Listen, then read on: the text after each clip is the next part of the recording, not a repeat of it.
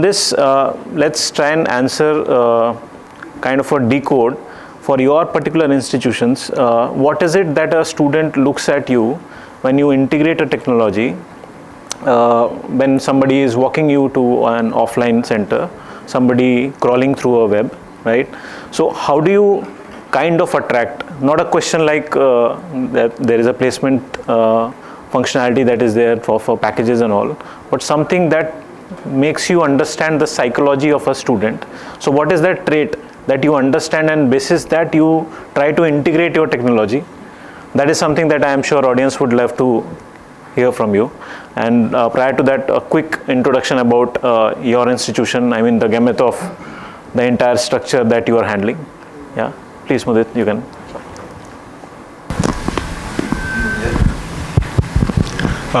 Good evening, everyone. I'm Mudit Dalmia. I'm from NL Dalmia Institute of Management Studies and Research. We are based out of Mira Road. We've been around for a quarter of a decade, around 28 years now. And I am the vice president of the educational society that houses the institute. So I'm Dr. Prashant Dave. I'm representing Nikmar University. We are pioneering into built environment, that is construction, real estate, infrastructure and project management. I think only few universities or institutions across the country who's offering specialized and niche courses around this particular sector, where almost like 4% of our GDP is earmarked for the overall outlay, the capital expenditure of the country, and still struggling to get trained and skilled manpower. So we take it as a responsibility to cater to this particular sector. So we are focusing on CRIP sector only. So construction, real estate, infrastructure and projects. Thank you.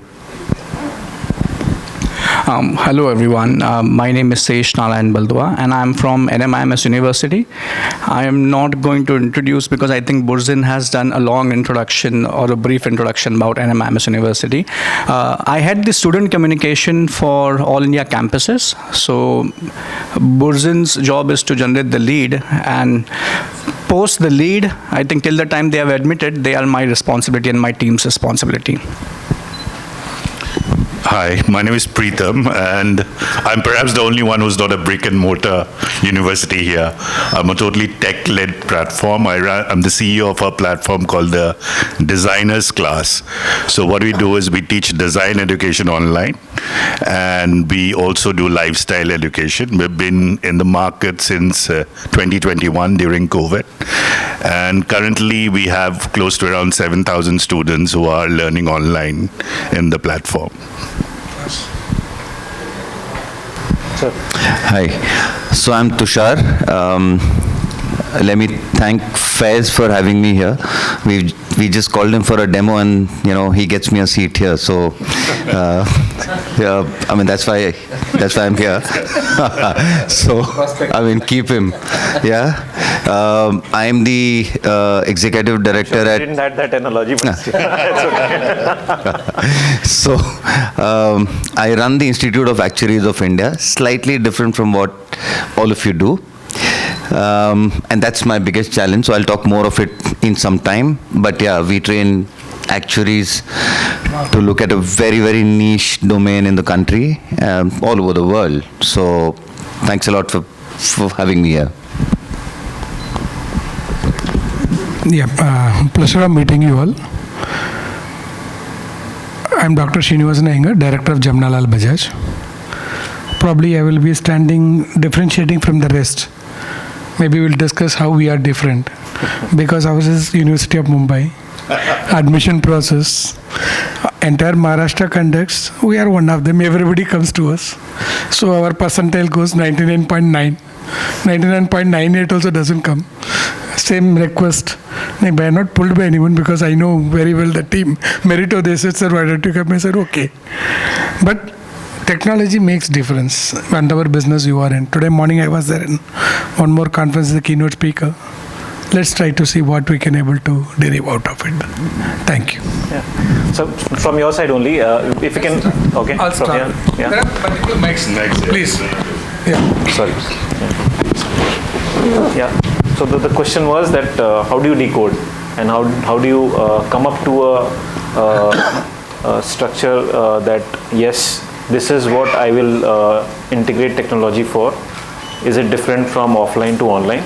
And what is it that somebody walks into you, whether it is through web or physically, and what is it that they look at you in terms of not placements and all, but when you look at a solution, then how do you manage the data or those things, and how do you communicate using the technology?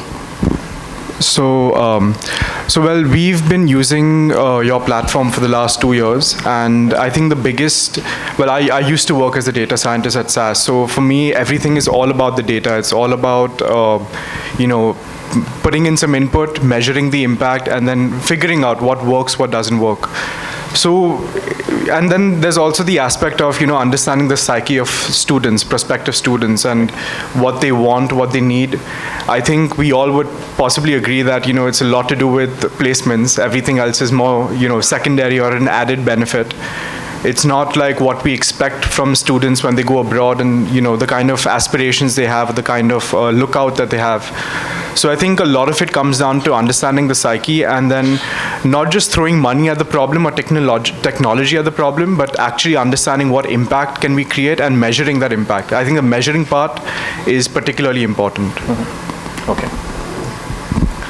So Manish, I feel when it comes to integration of technology, according to me, it's very important that the aspirant who's getting connected with the brand or the institution, they want instant gratification to their queries. Right. So technology is actually helping leverage on that particular aspect in a great way. Mm-hmm. So when it comes to this instant gratification, the automation through the integration of the technology is actually helping the brands or the established institutions or maybe the newer ones.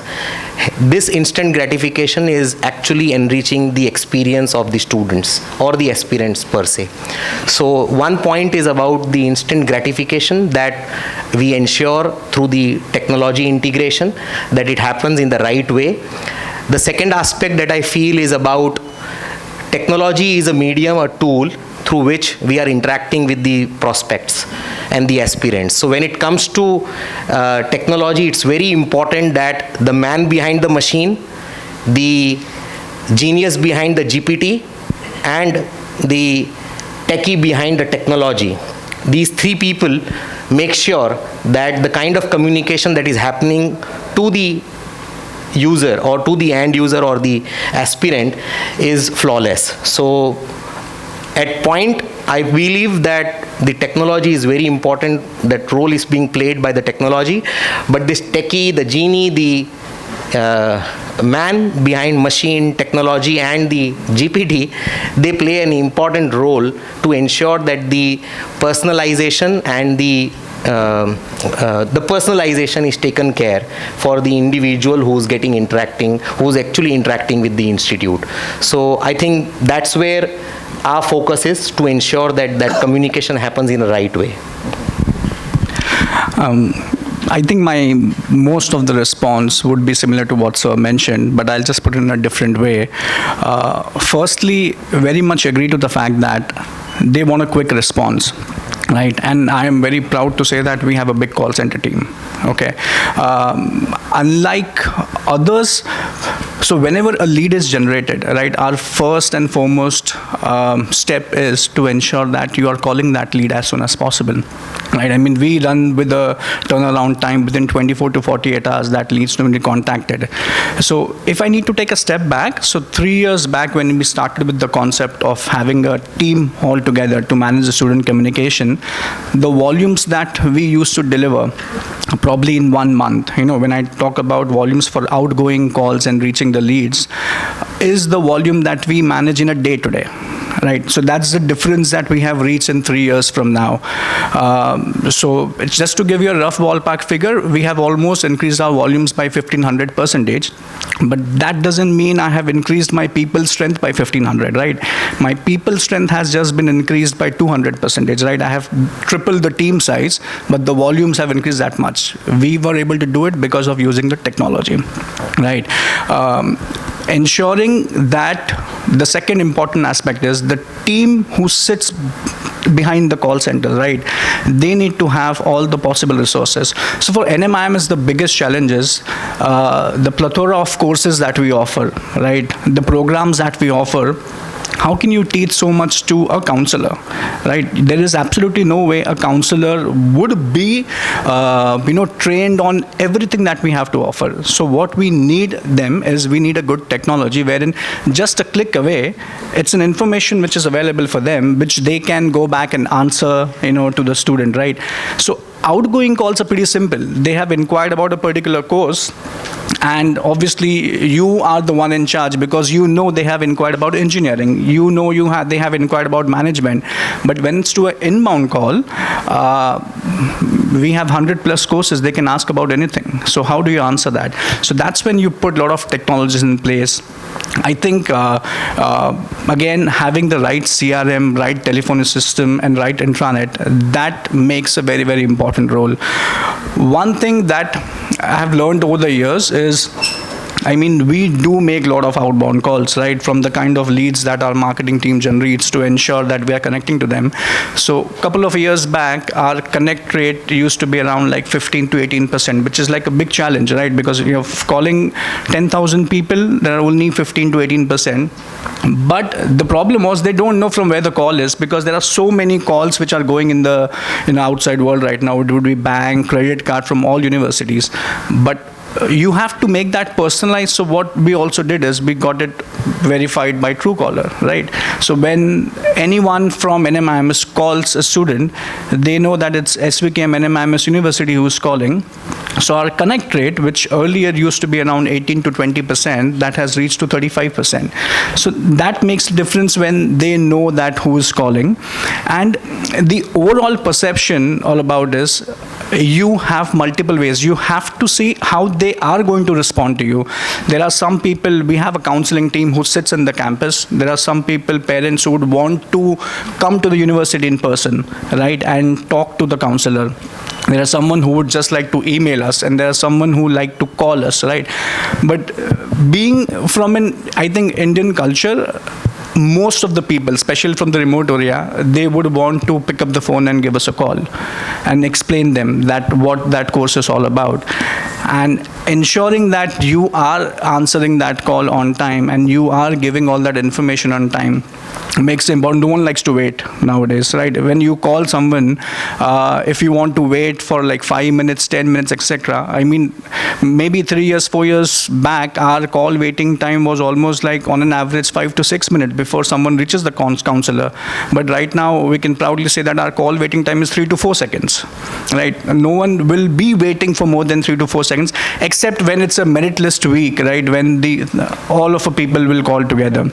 So I think technology only brings all this together, make it possible so that we can cater to the need of a student, and we can cater to the need of a parent, and we can answer any question that they want to know about a particular program, and then counsel them to take it forward. Mm-hmm. So one interesting thing might happen with Truecaller.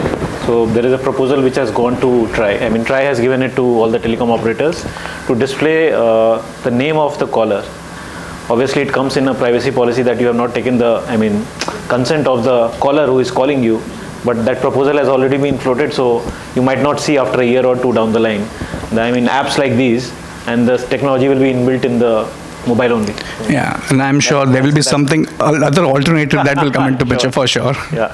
Block it. Yeah. Well, for me, I think I'm not a brick and mortar, as I said, and I'm an online platform. So everything that I do is technology based. And the reason behind that is that I'm a bootstrap startup. So I don't have deep pockets as most of you do. So in fact, I don't even have a calling team in the top of the funnel. So my calling team only starts in the middle of the funnel, right? So everything that we do is basically, and unlike you guys, I don't have admission cycle. I have to admit students every month so that I can live. Simple as that, right? So Rosy Days 365. Yeah. So every month I do around 1,200 student enrollments across 6 different verticals. So without technology, I cannot survive. First, second of all, the thing is that since it's online, I've got students from all across the world. So there is 24/7 servicing which is happening over there. So for that, we use a lot of chatbots, AI-driven chatbots that we have created in-house. And also what happens is that because our learning system is also AI-driven, because there's a lot of personalized learning pathways which happens in the designer's class. So what happens there is that you need to understand student preferences, and you need to engage students from time to time by nurturing them.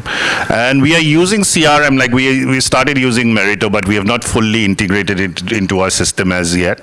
The reason behind that is because I don't have a calling team to run it, and I'm bootstrap, so that's the reason why our learning and development also gets slow. But we are managing with our own technology. At the end of the day, we are a technology firm. So without that, I don't think, in today's education world, you'll see that without technology, it'll be very difficult to survive. And most of the people who haven't adopted it will probably miss the boat. So the reason for technology with students is perhaps engagement, personalized messaging, and creating learning pathways. These are the 3 important things which I see from technology, especially in an educational technology platform like ours. So we've had someone join us, right? Yeah. So you can quick introduction, sir, for you. For me? Yeah. Oh, okay. I'm really sorry, first of all, that I got delayed for this. My apologies. I am the CEO for Indian Institute of Gems and Jewelry, and for those who are a bit oblivious about the fact that what does gems and jewelry got to do in this particular domain of education. It's been there for almost about 40 years now. It's the second largest employer in the country. The segment employs about 5.2 million people, contributes about 7% to the GDP, and the annual exports from India is about $40 billion. Just the fact that we have seen gems and jewelry as a very conventional and a very, I would say, conservative sector for a long time. There are 5 campuses in India: Delhi, Mumbai, Jaipur, Varanasi, and Udupi. We are coming up with 2 more campuses. I've been in the education industry for about 20 years, overall 32 years, including banking, telecom, insurance, and media. Worked across international markets in the US, UK, and Southeast Asia. Also been in India for some time, and I'm sorry once more, I just wanted to keep it to this much. 32 years is a long time, and I'm sure I'll get to a little bit share about my perspective on the topic. And once more, apologies for being late to the panelists and to the audience too. Yes.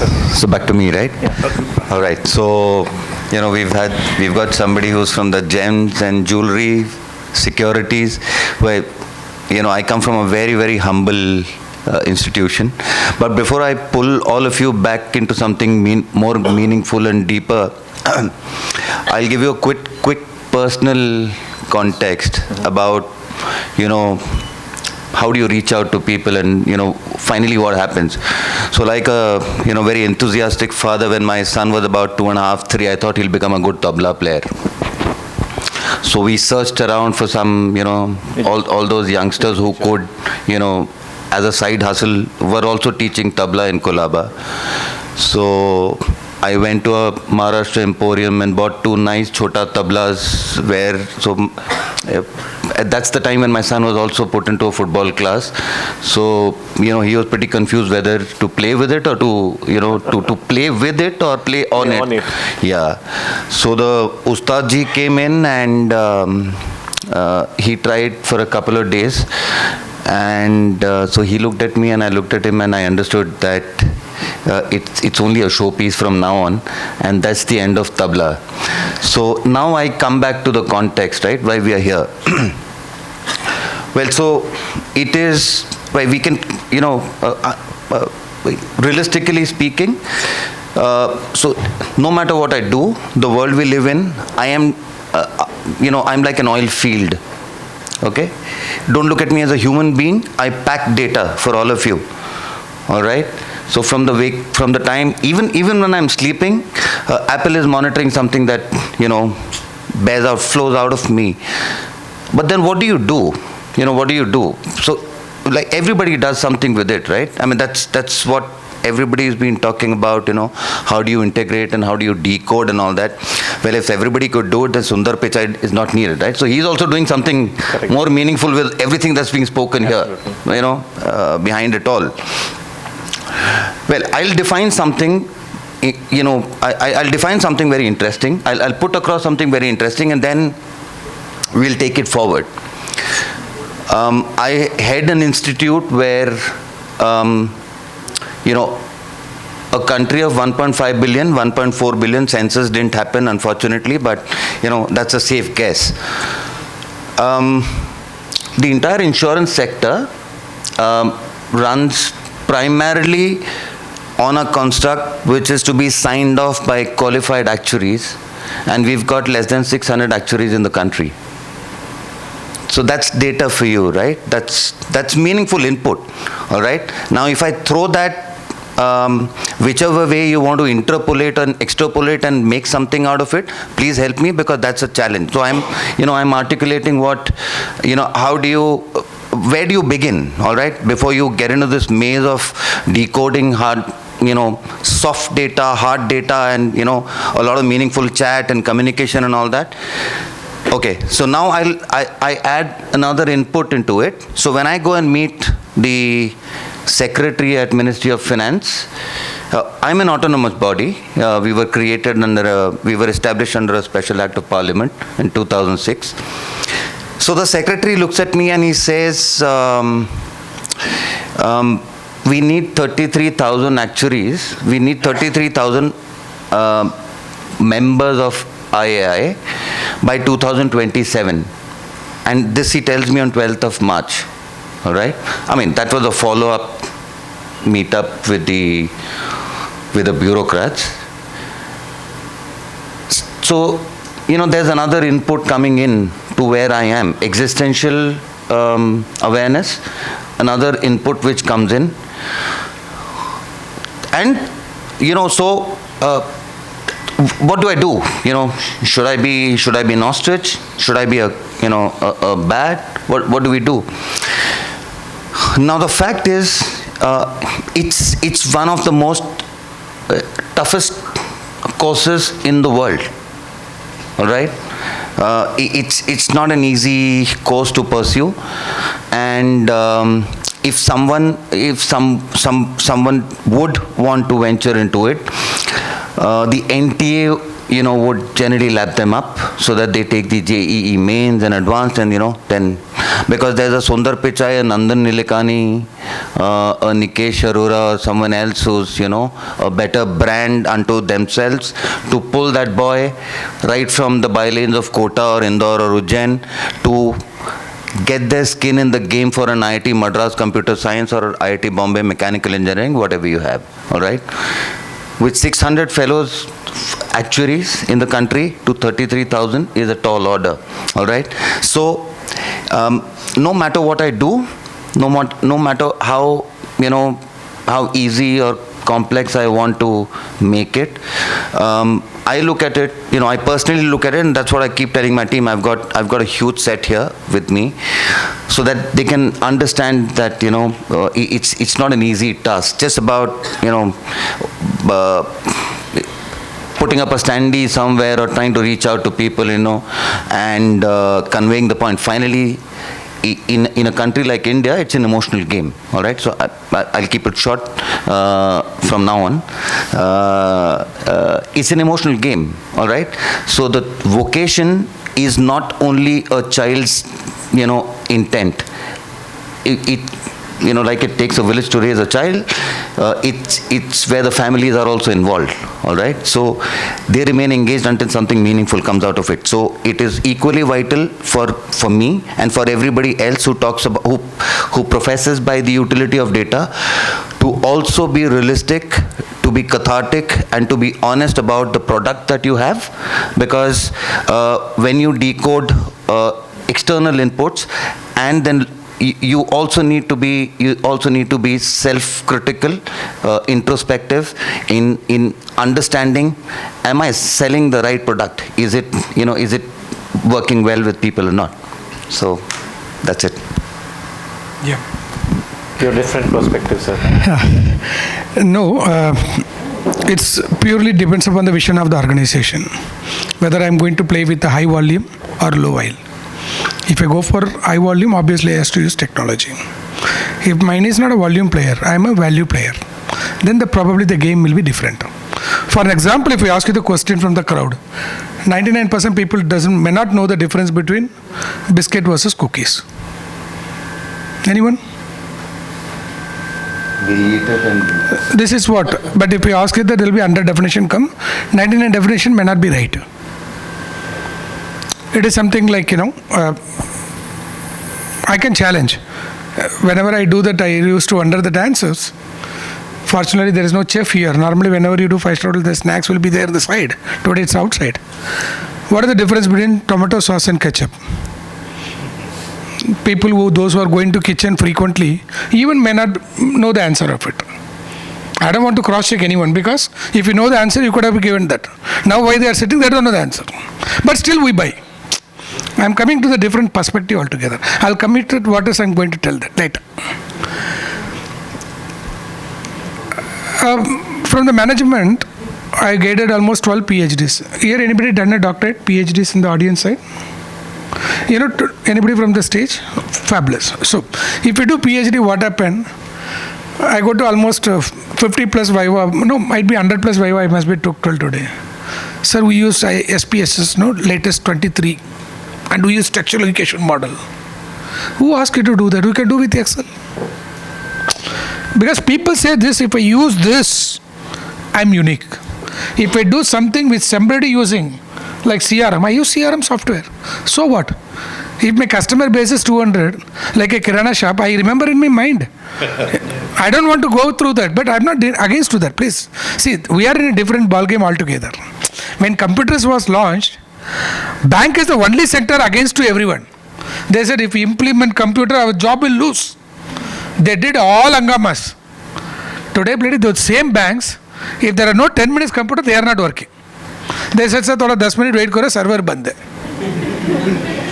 Aaj computer nahi to, even they don't know how to, without a calculator also. I have trained almost 2,500 bankers. I'm telling you the other side of the inconvenient truth. Definitely, I'm not against the technology is must. At this era, if anybody talk about technology, digitization is not required, I can do something, these are all bullshit. Please get out of it. This could be the good story 20, 30 years before. But it is also true. I'll give you an example you can understand better. One live example. Everybody projected steel industry is going to become the next game changer. So everybody increased the plant capacity 10 times, 20 times, invested plant capacity, human power, everything. बोलते ना हिंदी में अचानक से plastic came and replaced the steel. Even today, if you see all your four-wheelers also comes in plastic fiber. So the steel industry gone down actually. Whoever invested the capacity, they are in a soup. But during that time, one company keep on buying it and keep on became world number one is ArcelorMittal. So, one side like NMIMS, nothing wrong. Everybody in a business of education, but everybody business model is different. You make selling one Apple phone and make 50,000, that's okay. You sell one Mini Cooper, maybe how many Mini Cooper you will sell in a year? 10, 20, 30. But I will sell 100 WagonR. See the volume game, somebody look for value game. But if you want going for volume, as we said, my purpose is I don't want to even lose one single student. I don't want to, if they come inside, at any cost I will ensure that either they should go to my first house, if I don't have, I'll have my second house, or I'll make one room kitchen for them to accommodate. If I have a hotel, but I won't send them empty-handed. If it is, that was my vision, I don't want to lose the customer. I'll use at any cost, at any technology to retain it. That is my purpose. Another purpose, भाई मुझे कुछ नहीं चाहिए, मेरा कैसे भी करो मिलने वाला ही है. Phone भी आएगा तो भी, you can see, right? Many people make sarcastic comments. They went for loan bank was lunchtime, so they are not given a loan. Fortunately today that's what the bank was served. Otherwise that can be gone to bankrupt. You come to many examples like this. So we should know how to balance it. Nothing wrong about the technology. We should not have the question whether it's required, how are you going to use it. But today's business scenario, digitization, especially when you want to have a different business model, especially when you look for high volume, right? When you want to, because especially business models were different. I appreciate that now he says that, completely brick and mortar. Now if you go to tell other institute, मेरे पास 100 acre है, 100 faculty है, he will say, so what? All 5 fingers are not same. All 5 fingers should not same. If it is same, just imagine what could be your life. You can imagine only. Because all 5 fingers have multiple purpose. Meanings are different. So market is for everyone. If you know our limitation within that, how I am going to play.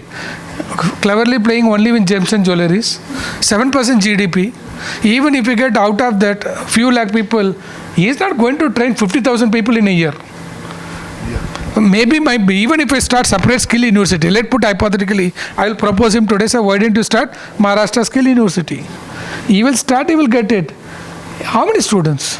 Maybe you will look for 6 program into 60, maybe 2 batches. Maximum you will go for maximum. 1200 students रहेगा तो बढ़िया है. उसके बाद 6 लाख करेगा तो भाई हो गया हमारा ROI. But is it a business what we talk about like 140 crore population? So market is absolutely big. And in fact, I am a professor of strategy. Trust me, I don't believe on competition. In fact, I teach everywhere. Let's collaborate, because I always say, we are not communist. World is for everyone. No. World is unique. Everyone has a unique. But as a human being, everybody is a human being here. But whoever sits here, 70 people, everyone has a unique. All are not same. Let identify your synergy. Try to connect the dot. It is applicable even to supply, technology, customer acquisition, customer retention. How do you convert? Fees collection. Or when you talk about that admission process, you have 10 to 12 process in a different stages, starting from application to admission. Correct. If you talk about the entire LMS system, we talk about more than 15 options. Starting from canteen only, you'll have 10 processes. If you keep on doing it, boss, is it required for me? I'm not a volume guy. मेरा calculator में कर जाता हूँ. I'm like a Kirana fellow. When you go to Kirana fellow, you don't implement CRM. But the way you implement CRM, even big brand can't able to do. They bow to fail. Again, I'll repeat what I said. Or if you put it in lucid language, don't record. I'll tell you. You go to Kirana shop. I also go. मेरा घर पे बाजू में. I don't know what is his name. Must be some local UP guy or somebody. मैं कभी भी जाता हूँ. आप भी जाता हूँ. JB यूनिवर्सिटी में गाड़ी देता बोलता हूँ. भाई कैसे है? बढ़िया है. घर पे 1 किलो शक्कर दे देना. हाँ देता हूँ. सर भाभी जी कैसे है? बढ़िया है. बच्चों कैसे है? बढ़िया है. You go to Shoppers Stop or some XYZ brand. If you say भाभी कैसे है? Why are you laughing? I said the same statement. Both are retailer. Why you laughed? You can't adjust that, because CRM should come from the bottom of the heart. You will use high-end technology and try to, by sending a SMS. The hotel where I am sitting, I have a Bonvoy card also, HDFC. I have 10 nights free. I never use it.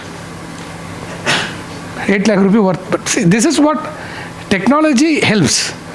But you can't keep on, when you don't get ROI and keeping in investing in technology, maybe at an investment. If you know how to use it with a proper, that takes you to achieve your milestone, the way the big universities use it. Mm-hmm. Both are good. So I'll reiterate the question there. Yeah, I think I missed out in the, So the context was that how you are attracting your, the talent part. in terms of using the role of the technology at your institution? With regard to the enrollments, I'm with the subject and the topic. Okay, so, I think if you have those 10 unused room nights, you can give it to me. But I still don't know the name of your Kirana person thing. That would be up to you. I think one of the things which is there is, I gave a little bit brief, but because not many would know, so we offer degrees, diplomas and certification programs, all three. It's been in a very, I would say, the 5 campuses have been in a sort of sedentary mode for some time. The restructuring happened about 2 years back. We are part of the Gem and Jewelry Export Promotion Council, which is under the Ministry of Commerce. So we are directly working with the government. So we have a B2C, which are directly students enrolling with us.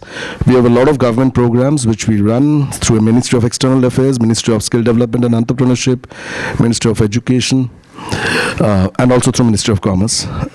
And then we have a large B2B segment wherein the large corporate houses like the Tanishqs and the others who come and get trained through us. We also do the gold appraisal training program for all the banks. It's a slew of a lot of programs. Student count would be actually very large. There's been about 25,000 members from the alumni as on date. When I look at technology, not only in Meritto, I think there are 3 things which all of us need to little bit look closely. One is the aspect of experience. From a student's perspective, think of it, please, for all those who are there, not in the age group of up to 30, 35 years of age, but beyond. The entire experience of trying to look for a suitable course and then go ahead and enroll for it was reasonably stressful and traumatic because of the fact that there were so many options, everything was manual, huge number of forms to be filled up.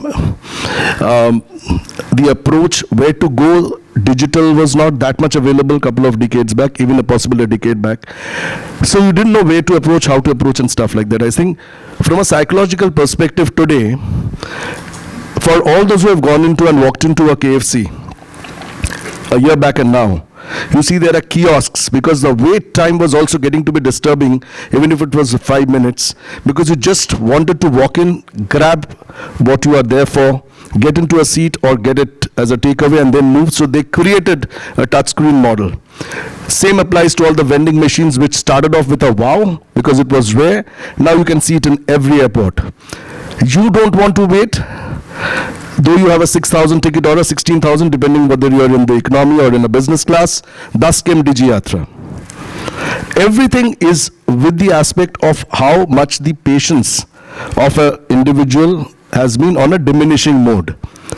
And with the new generation, the students who are used to technology, who are used to social media, who are used and exposed to so much around the world at a click of a button, if they expect that when they are approaching higher education ecosystem, I know you are in that space, possibly you should also explore K-12 very, very closely.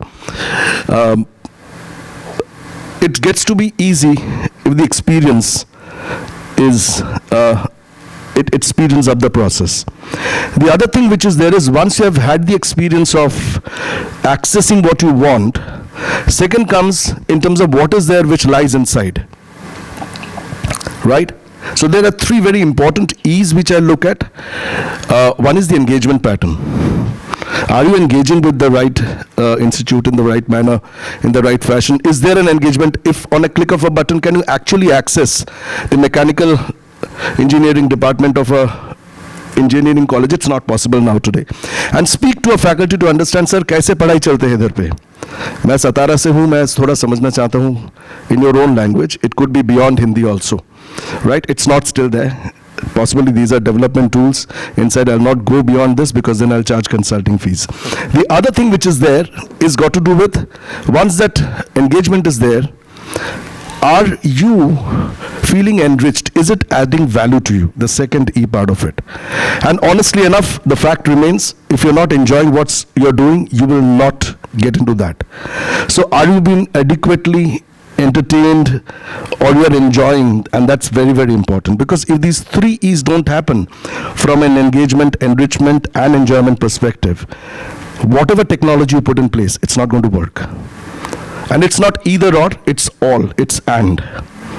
And the third aspect is, once you have done this and the enrollment process is over, the onboarding part of it is also something where every institute, every university, college, in any fashion it is, whether it's technical or non-technical, are trying to look at easing that ease of usage. It should be available at a click of a button. It shouldn't be too much with regard to scrolls up and down. The scare with people like us who sits out here and you are forced to listen to us at times, whether you're enjoying it or not is a separate thing, is that with every passing year, you know how we understand that we are aging? Because in any drop-down menu of your date of birth selection, to get to a year, what was 3 scrolls 3 years back is now 4 scrolls or a 5 scroll. And you really understand that to get to a year, it's taking a bit more time than what it was taking a couple of years back. Right? थोड़ा लगता है कि दूर चले गए हैं अभी, क्योंकि वो 2023, 2025 से आ रहे हैं, 1900 and stuff like that, and then it goes. So I think one of the key aspects which I think we have just joined hands with Meritto for us now to explain a bit as to how it is. There's a very large workforce in this country, which is the unorganized sector in the gem and jewelry industry, but there's a very large organized sector. You would not know what are the sort of salaries designers fetch in this industry. If you walk into MIDC, into Seeps area and Andheri East, you'll be shocked to see a 30-year-old guy earning anything between 12 to 15 lakhs an annum. Right? And if the guy is actually doing well, he might be in about 20 lakhs, 25 lakhs plus. Because it's a very niche course. It's a very niche business area. I have been with K-12 for a long time. I was the head of South Asia for Macmillan. Then I was the country head for Chartered Institute of Management Accountants. I've helped Sybil set up their learning and development division for the BFSI sector.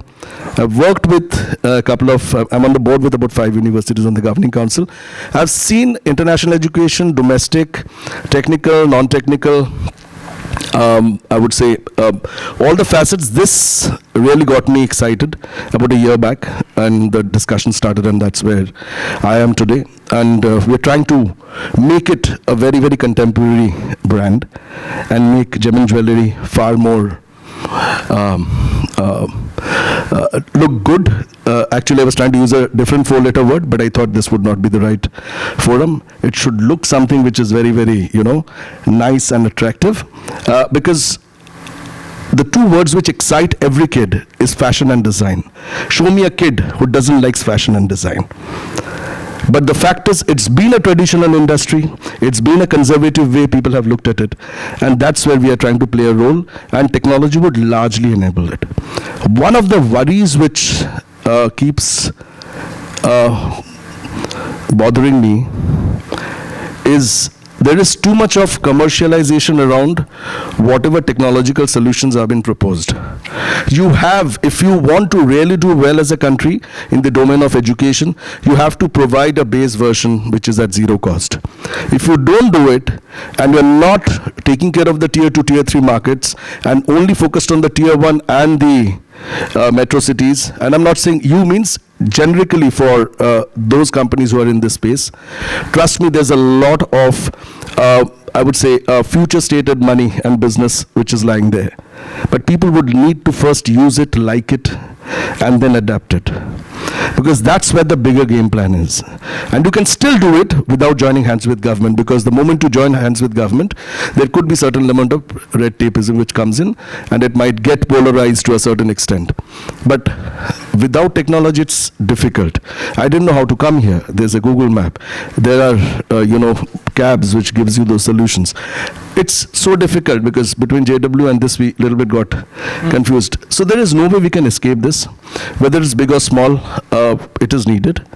But I think, how do you actually finally, because if we don't realize that the finalist stakeholder, our customer are the students, even whatever biggest brand of education we may be, if we don't understand and respect that, we will never be able to drive that level of engagement and embodiment otherwise. And that's, I feel, is the call for tomorrow. These sectors and specific specializations and all would keep coming up there's a lot of emerging technologies which has taken place. But I think I was discussing with the person who got me introduced to Meritto, our Director of Admissions and Placements, and we're still in the onboarding process. We're still integrating it. But my call is, we are looking at setting up some university, because as I told you, we are an extended arm, and due to the larger amount of unemployability and stuff like that, this sector has a very high demand for people. Trust me, for every student who comes out of our campuses doing any course, there are 5 to 6 jobs waiting, and actually the employers are fighting to get a student on board, which is the most loveliest thing to happen. And just like an IPL table, this guy sits there and sees the price goes up. Right? Isn't that the most beautiful thing to happen for a student? I think just what we need to really look at is, how do we get them to have this entire, while you say enrollment, I would like to little bit spread the word into the entire experience of onboarding. Enrollment is only a part of it, because the other segments, I'm sure the other speakers would have covered that from the morning. I would have loved to be part of it, but there's a lot which still can be done, and I think all of our stakeholders would still be much lesser in experience and exposure and expertise than many others on this panel. But my 2 cents on whatever I've understood in this industry, because I started with banking and telecom, founder member of HDFC Bank, and private insurance came in, founder member of Max Nook Life and all those things. But then I moved into education in 2006, and I realized thereafter, by early 2000, the power of technology, and I think we are doing everything to embrace it and take it forward. Thank you. So I'll take the cue from you, sir, only. In the time of COVID, Your mic that is was also, I'm sorry. So at the time of COVID, there were a lot of inquiries that came to us. It was very difficult for us to also understand that who will be the adopter of the technology, because it is very easy that somebody will throw you money out. That yes, I am interested, but are there people around them in the institution that they will be actually using the product, and how difficult it will be for me to enable them? That was also a very big question that came, and that was the very reason that we are still 1,300. Otherwise, we would have been 13,000, right? So what 1,300? I've missed a lot. Clients that we have. You know, this happens when you miss the opening credits of the movie, because all good movies now, the climax is in the first 15 minutes, right? And I'm so sorry, I'm feeling bad about it. So 1,300 partners that we have. 1,300 partners, okay. What we also, it's difficult for us to also understand the ICP, which is Ideal Client Profile, right? So whether he will be or he will not be at the end of the road for a 1 year, 2 year down the line, whether he will be the adopter of the technology or he simply wants everything to be digitalized. That's a thought, but there is nothing at the background. I think your CEO is also part of the audience, right? Yeah, today? No, here? He's not. Okay, he's not here. He's not. But there would be some senior management stuff. Yeah. Create a freemium model. Let the Indian students play with it. 1,300, 2,300, 13,000 or 1.3 lakhs is going to be a matter of numbers. In that to you would be, the dynamics of, the commercial aspect and the top line, bottom line. Create models which allows it, but be very, very, very careful with how you handle edtech. Right. Because the biggies of edtech has bitten the dust. So between need and greed, there is a very thin line. Correct. So you have to define it well. Otherwise, at times, people would say, wow, you come from the country which has produced the biggest edtech company in the world. Now when they meet me, they say, you come from the country which did create the biggest edtech company in the world, but वो मतलब मज़ा नहीं आया, ये होना नहीं चाहिए था. You get my point, what I'm saying? I got it. So I know there would be those pressures coming in from all quarters, internal, external stakeholders, investors. But I think there has to be a model which you need to allow the student to experience and then decide on it. Right. I think that's where all the social media platforms, White has done well because LinkedIn came free, Facebook came free, Instagram came free. They decided on how to scale it up later with regard to monetization model. When they realize that they've got the critical mass with you, because even if 1% of that number of subscribers moves to your paid subscription, Right. then 130 or 1300 is going to be just a matter of number. True. Once I become an Insta and Google, for sure, I'll come up with that model. Please. Manish, it's a wonderful question you asked. Right. I specialize in the course how to reinvent your business model. That's my core area and the strategy I do. You might be knowing better than me because you are on the field. But from the general perspective, what I said, as you said, right, freemium. For your business, development cost, more or less yours is same. Only your customization cost. Correct. You already developed a product.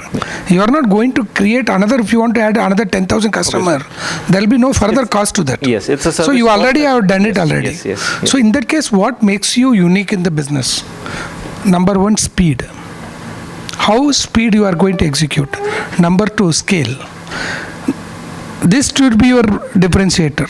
Because your product, end of the day, whatever you do, the product is replicatable. Anybody can come with some other brand name, they will come up with. You can encounter this, keep my word ready. Me too, I would agree, but not entirely. For Yeah, sure. partly whatever it is, end of the day, differentiation comes.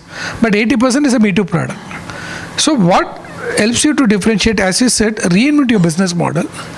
And I will tell you what is the problem generally with Indian mindset, why we should, I'm always positive about India. I am a guy who talk about that. But sometimes we also learn from Western how they scale. That we never do that. Because, for example, if we ask you, you have a 13,000 customer base, example of 15,000. Tell me, 1300. 1300. So what is your 3-year down the line plan of action? If we ask you, what could be your answer? Now you are doing 1300. Right. What would be your down the line 2-year or 3-year? I can tell you out of 10 people, probably you can experience, you can tell me, 90% people will say, sir, if I have 40% growth, commendable. Even if I achieve 20%, I am okay, year on year. But even if you go that, how much you are going to grow? 1300 to, if you grow every year 20%, you may not cross even 2000 in 3 years, but still you will feel my growth is better. But actually you are missing out. Your market is for 1000% growth. You never see world remain always, many people use the word, right? Sky is the limit, world is shrinking. These are the argumental topics. Correct. There is no limit to sky, number one. There is no limit to sky. We misunderstood. World never shrinked. Technology able to reach faster. अरे world छोटा हो गया आज का, ऐसा हो गया, पहले भी वही था, आज भी वही है. It's all about perception. I always say, if I ask you the question, anybody from the crowd, tell me what is the purpose of having a brake in your car? You have to be faster because another 5 people are there to speak. The way you think, I'm getting surprised. अरे गाड़ी में break क्यों रखा है? बस हो गया. हाँ? To stop the car. 10 जन में 9 जन ऐसे बोलेगा. But there is one person will say, people like us, the purpose of having the brake in your car to go faster. दोनों आंसर सही है. But the real answer is, let's put hypothetically, if there is no brake in your car, आप 10 kilometre के ऊपर चलेगा भी नहीं. Why are you going 100 kilometer speed?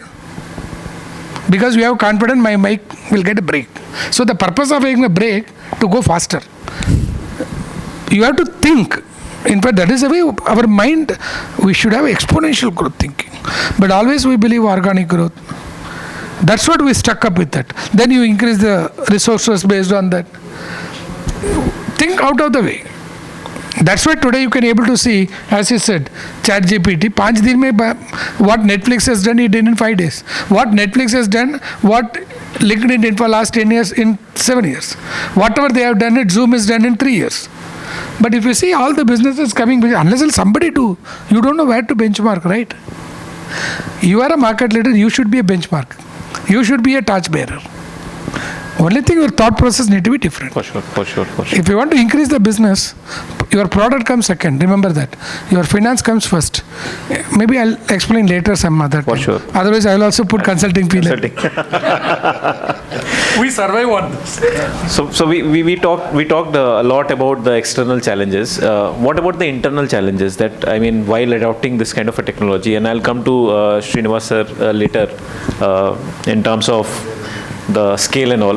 But what about the internal challenges? Because we all come from an era of 80s and 90s wherein we have seen all floppy and cassettes, right?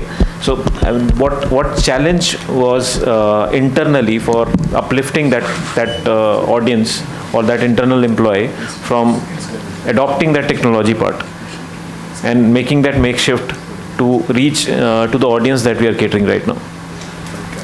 Yeah, so first up, I think it starts from being human, resistance to change. That's number one, all the time. All right? You can buy the best technology in the world, but you can't change. It'll take you a lifetime to change mindsets. All right? Now, what kind of technology are we talking about? We are talking about a technology which subsumes somebody who articulates himself or herself well in terms of communication, somebody who's absolutely proficient and adept at data. All right? And then you also have somebody who's good enough, fairly good enough in strategizing. So that's what let's say Meritto as a product or any other edtech product in this space would do. It subsumes 3, 4 or 4, 5 skill sets into one, and then it goes and rests in an organization for something to be done with it, right? But then you've got people who are not willing to accept it, or probably don't get the import of what comes out as an outcome, as an output of that technology. So what's extremely important is getting your own organizational teams mentally prepared early on, very, very early on.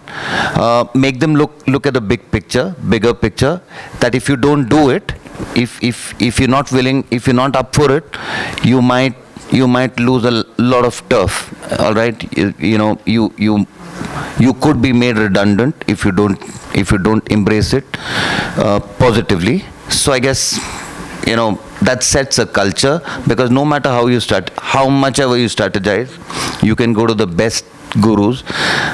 If there is no culture for change, if there is no culture of accepting the need to challenge status quo and preparing yourself to win a battle which is staring you down in your faces. I come from a defense background. I mean, I served time in the Indian Armed Forces once upon a time. So the articulation is very simple, right? You're only given challenges to which are for everybody to see, but then no great logic and no technology. You just need to move from here to that point. So keep it simple. You're doing a fairly good job. On the previous question, I just had one point. Don't look at yourself as Hanuman, in the sense, if you start telling yourself, or maybe thinking that you're here as a panacea to the world's problems, I think that's where the problem stems from. There's a huge potential in this country. Tier 2, Tier 3, Tier 4 is where, the soul of the country resides. It's no longer a dogmatic terrain. It's no longer, cut off from reality and cut off from real world.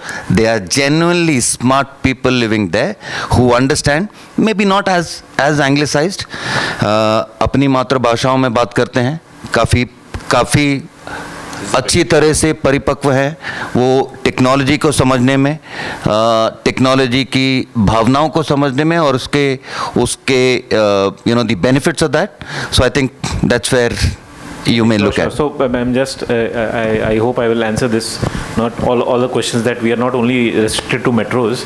When you look at Evolve also, that we have done Evolves in Kochi, we have done in Guwahati, we are doing it in Indore, Bhopal, we will do it in Dehradun also. So close to around 25 cities is that we could cover with these 350 enablers that we have. I'm talking about a place like Bulandshahr, where I come from. So that's where. So one step at a time, for sure. Yeah. Yeah, I think I agree to what Tushar just told, because that's one of my biggest problems as of now.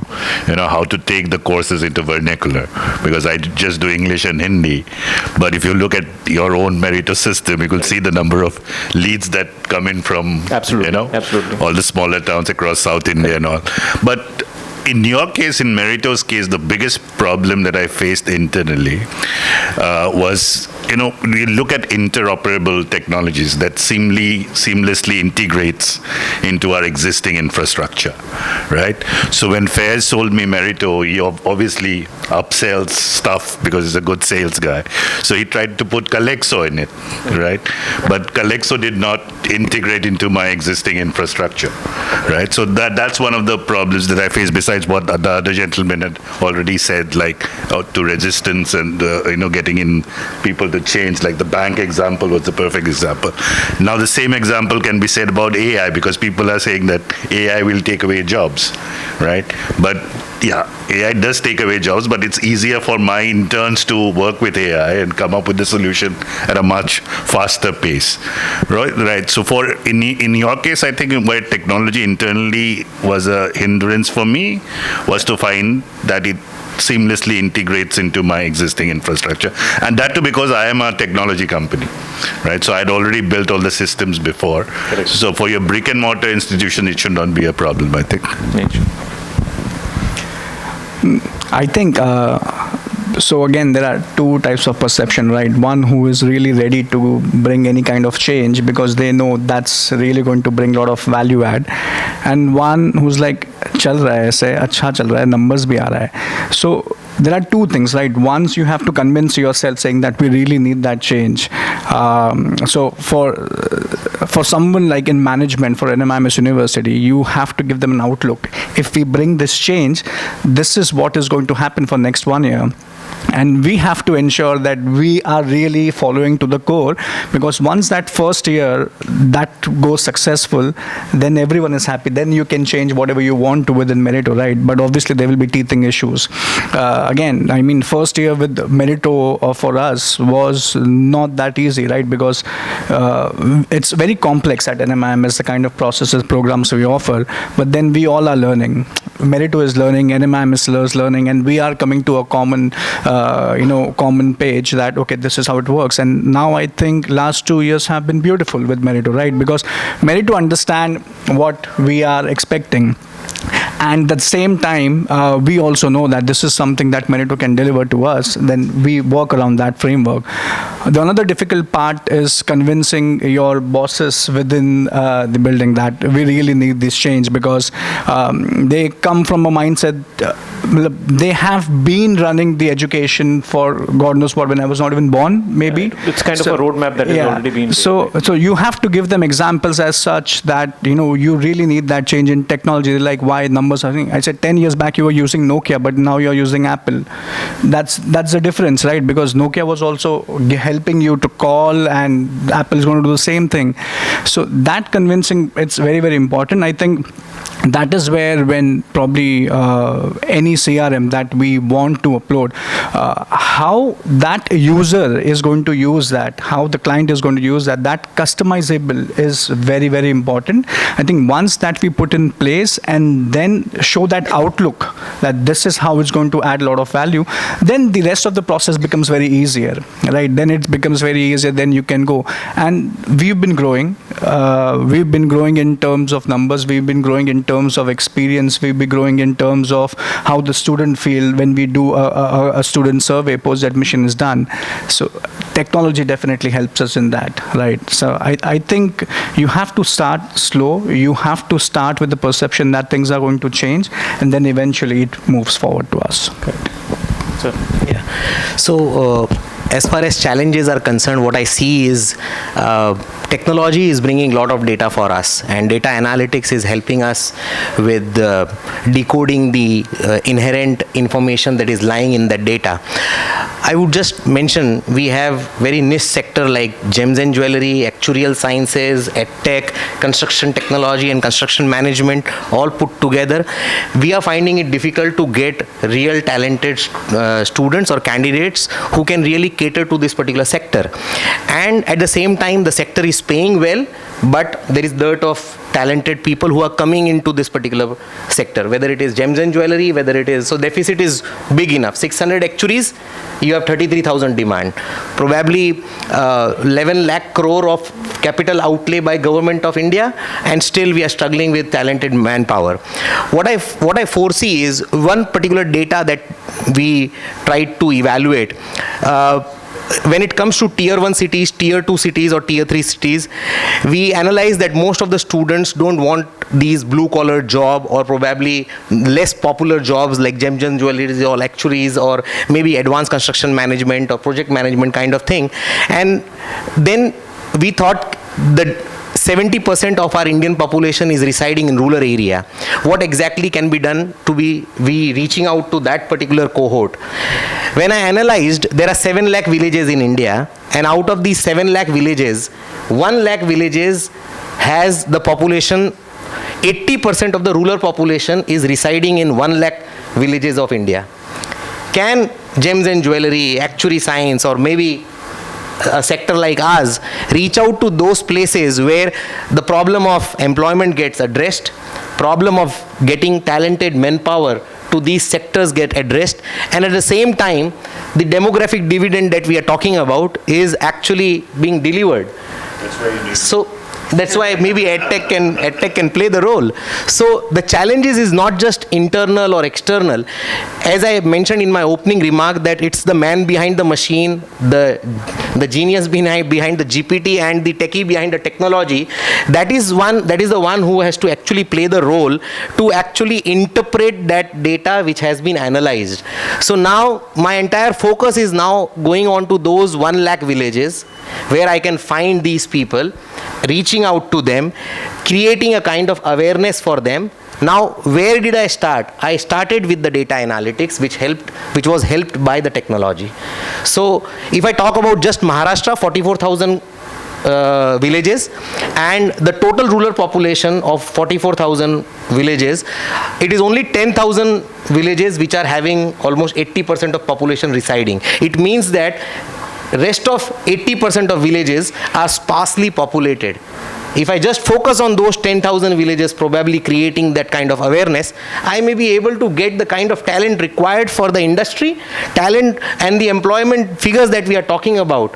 Because one of the previous panelists mentioned that out of 5 aspirants, 3 are looking for management education, 1 is looking for engineering, and 1 is additionally looking for maybe all others put together. So where do we find this talent? So technology is giving us data, analysis is available, the analytics are available. It is the man behind the machine, the genie behind the GPT and the techie behind the technology who has to really play the role.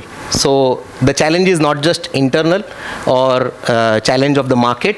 I feel deciphering it in a right manner is also very important. Thank you. Yeah, Madit. So just to refresh my memory, because the people spoke about a lot of things. You're talking about the adoption of Meritto internally? Not not Meritto. It's about the technology. So I think like I said before, you can throw technology at the problem, but it doesn't always yield the result you're looking for. I think it comes down to investing time, effort into training people how to use the technology, because when we started with Meritto at our campus, or few other technologies that we've implemented, we find that very often it's easier for people to take the lazy route, probably call Jay up and say, hey Jay, how do we do this, how do we do that? And it's a similar thing with the hardware that we've implemented, the software and in IT and whatnot. So I think actually training people how to use it, telling your people who are working for you that you have a certain purpose to accomplish, and then working together and like focusing on the outcome and doing reality checks on a regular basis. I think that's what really helps. Okay, great. It was lovely having the insights. Quick 2 words about the event Evolve, or anything that you would like to say, any kind of a feedback that you have. For all of us, it's open to all, it's not a compulsion. Well, I like the idea of this event. I feel like we should have more of these. It's good for people like us to meet people within our industry. It's closely knit, it's also very competitive. Yeah, I think events like this, it gives a lot of importance to education and the fact that, we are in a generation where, we need to think about evolution in every different industry. I feel like education has been long neglected. I think NEP shows that, it's a time in the generation to start thinking of how to push the boundary. Technology has changed so much over the last few years. Why not education? So it's a multifaceted approach. It's not just, doing this or doing that. You've got to think from all different perspectives. So my compliments to the organizers. I will keep it short, but yes, these interactions do help brainstorming on various aspects, the points which comes up while discussion. So we learn a lot with these exchange of ideas, and I think the anecdotes, the examples, and the analogies which are drawn, putting up a particular concept and content which is placed over here by previous panelists and this panel, I feel these discussions triggers a lot. But I would like to mention that sometimes these discussions remains discussions, and I do feel that motivation is perishable, and whatever interaction, whatever discussions that we take along out of this particular room, maybe those key points needs to be worked upon, and with actionable points. Otherwise we lose the essence. We talk and then we move on. So I think as a panelist, as an audience, as an attendees, it's very important that some actionable points should be taken into account, so that the learnings of the sessions by any one of us across, whether it is panel or attendees, I think that is a key takeaway out of any such event. So my compliments. These events are required, such discussions are required, which enriches the overall experience and knowledge base. So compliments to the entire organizing committee. Thank you very much. Thank you, Meritto, for getting all of us together here. It's very rare to see, this kind of mixed audience, or I would say the different institutions and universities, right? You would hear a lot about events and summits when it comes to customer service, technology, manufacturing or logistics, supply demand. But some events like these are really helpful, where you get to meet not only one type of institute, university, which is management, but you get to know a lot about others, right? We are sitting right now with an experience of this panel or the other panel, and you get to know them, you get to know about their experience. That itself is a story, that's something you will talk about for a long time, that you got to hear about this. So once again, great job for Meritto for getting all of us together, and it was a great platform for all of us. Thank you. I think the biggest takeaway for me, at least from this, is that, when you attend all these educational, panelists and seminars, most of the time you focus on STEM or on business studies, because those are the two most selling courses, so to say. And me coming from a very niche audience background, it was good to find out people from sectors which are niche by themselves, like construction, actuaries, gems and jewelry. Although Debashish might not know, but I've already started doing an online design course on jewelry. so yeah, we started like 3 months back. So it's working. In fact, I visited your Jaipur institution and I met with your guy there before I started the course. So what happens is that, there's a lot of potential, right? Because we always keep on focusing. So one of my other businesses, which is out of Delhi, focuses on STEM and business, on STEM and business studies. But when I look at this sector, I think the design sector, the gems and jewelry sector, for example, actuaries, I haven't studied it as much as yet, but I will do now that I've met Tushar. And construction also, I've started a BIM course online. So I think it has got immense potential there. So I think panels like this really help you to think on new business ideas, and that's the takeaway that I'll take from here. Very, very engaging session, all of them. I've learned a lot. Extremely smart people. One on the right, he's opened up a business right now, in the sense, that's how disruptive it is. Talk about technology, right? Yeah, so for me personally, I get to understand that, it's the same osmotic ecosystem that all of us are actually vying for. Somebody who doesn't get into GEMS probably lands up in, in construction management, or maybe somebody who thinks he has the resolve to pursue actuarial sciences, then comes on to me. So probably there are these invisible, osmotic membranes in this ecosystem. So one of the most important takeaways for me personally is, let's collaborate. It's about the country, all right? We're talking about the same students, emotionally connected to parents like us, all right? And who one day will shape the course of this country. So that's a big takeaway for me personally. Good initiative. Good luck. Thank you so much. Purpose is network. Build it. If he says strategy is to collaborate, collaborate. World is big. Nobody is going to stop. Keep your eyes open. Keep your ears also open. Look for opportunity. Add value to everyone. Business will come. Thank you. I think you can, possibly, if you don't do something which is out of the box, I like Hindi, though that's not my mother tongue, but what happens is, words like, everybody tries to do something which is hatke, right? And you try to do something like this, possibly of a similar nature, there would be a lot of conferences, seminars, symposium which is happening. Organizing talk shows, such panels, in vernacular language could be one idea you should explore, because that's where you will be able to have these recorded sessions hit the eyeballs of that audience, which possibly would require your attention in days to come. So I would love to be part of the audience. My Hindi is not too bad, but I can manage.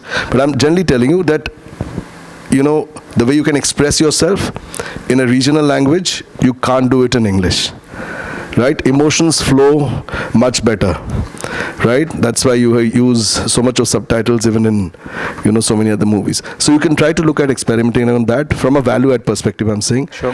The second is challenge the obvious.